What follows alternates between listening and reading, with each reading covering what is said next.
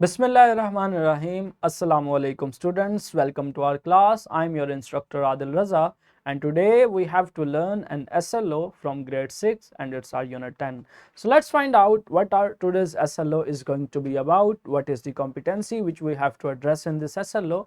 Here we have to address the competency of reading critical thinking, and it's our lecture 4A, and the main topic of this SLO is going to be the contextual cues. So let's read the SLO first. The SLO states that predicting the content of a short piece of text from topic, picture, title, heading, bold, italicized print, etc. by using prior knowledge, asking questions and contextual cues, topic sentence, synonyms, antonyms, definition, explanation, restatement. So in previous chapters we have learned how to predict the content through using the topic, picture, the title, headings and the bold italicized word. But in this chapter what we have to learn about this SLO? In this chapter we will focus on the contextual cues. We will focus what is the topic sentence and how it works as a contextual cue, what are the synonym and how they make us familiar with the unfamiliar words. The same is the case with the antonyms, the definitions, explanation, restatement. So this portion, this chunk of the SLO will be our main focus for today's lecture or in this chapter. So here we have a vertical linkage which you guys have got it. Let's go further. Here we have a brainstorming activity. So let's do brainstorming.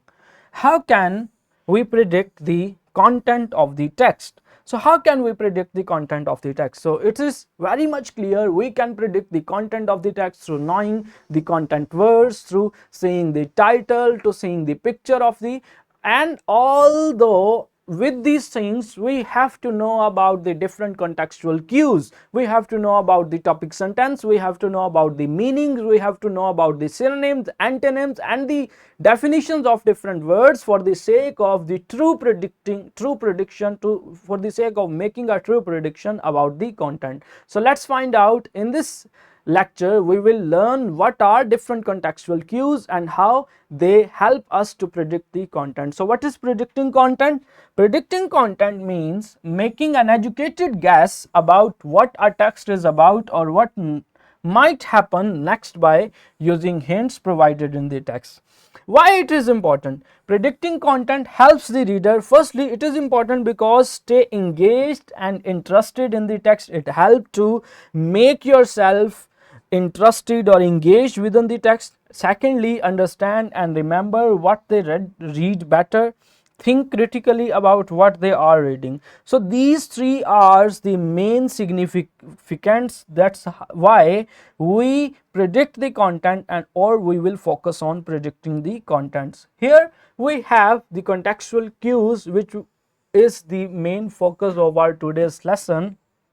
In this lecture we will focus on the contextual cues and how these contextual cues helps you to predict the content. So what are the contextual cues?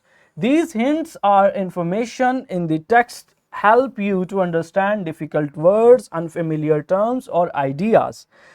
So each and every hint or each and every piece of information which helps you to understand the difficult word, the unfamiliar terms or idea of the content is actually considered as the contextual cues. And what are those contextual cues? You can understand the difficult words or the unfamiliar words through the understanding of the antonyms and the synonyms of those words.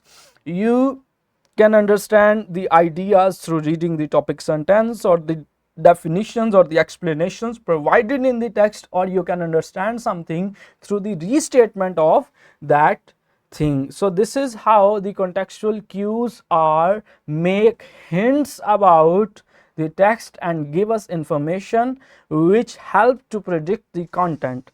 What is the main purpose? The contextual cues help reader to guess meanings without needing a dictionary or external help. So I hope you guys have understand what is meant by contextual cues and how these contextual cues make us aware about the information without reading the text. So first contextual cue is the topic sentence.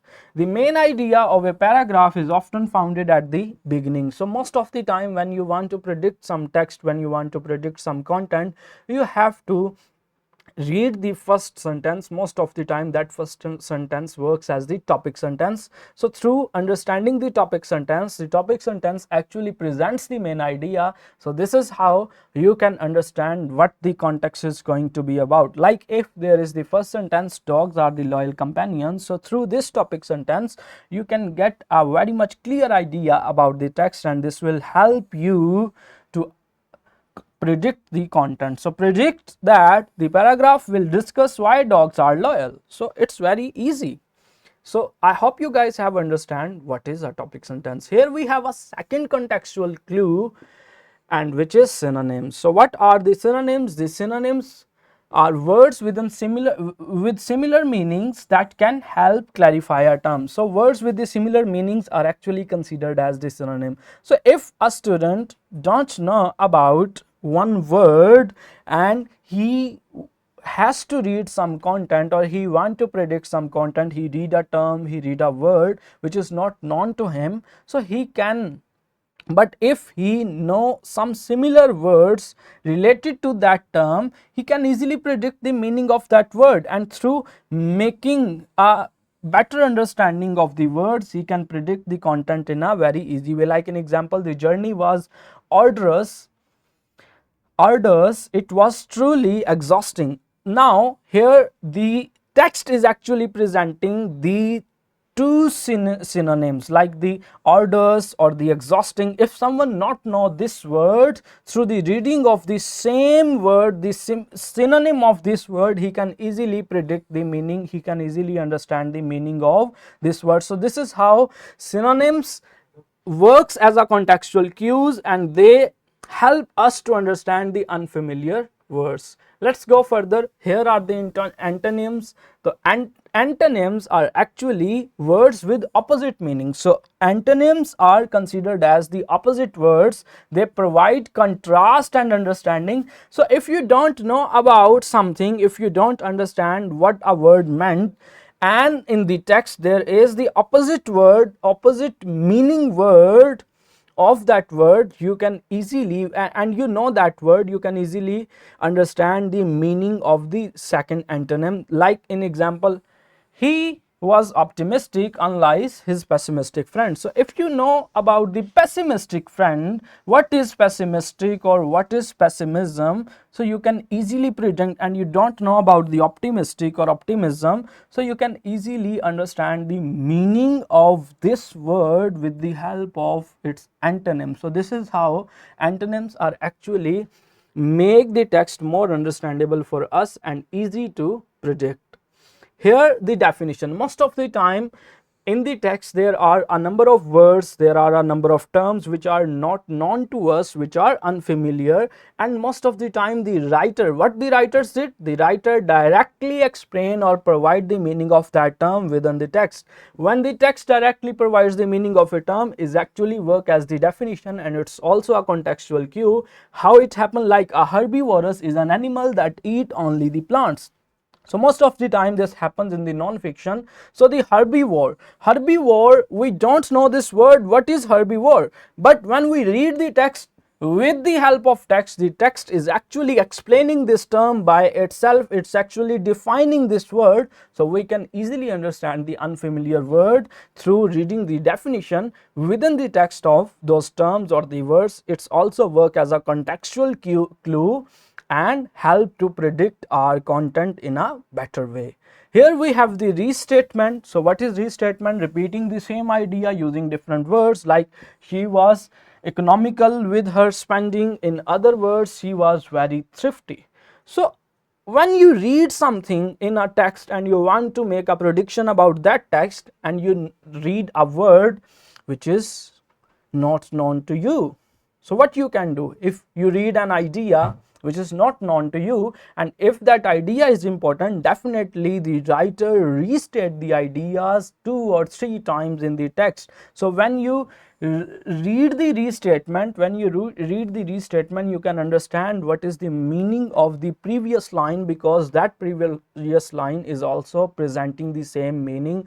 Through this technique, through reading the restatements, so identifying the restatements, you can easily analyze the meaning, you can easily understand the meanings of the unfamiliar words. So this is how the restatement work as a contextual cue and help to predict the content in a better way. So let's find out, let's apply our contextual clues to make prediction of this text, what the text is going to be about. Like, it was a bedtime and children were all ears, waiting for their grandfather to start his story.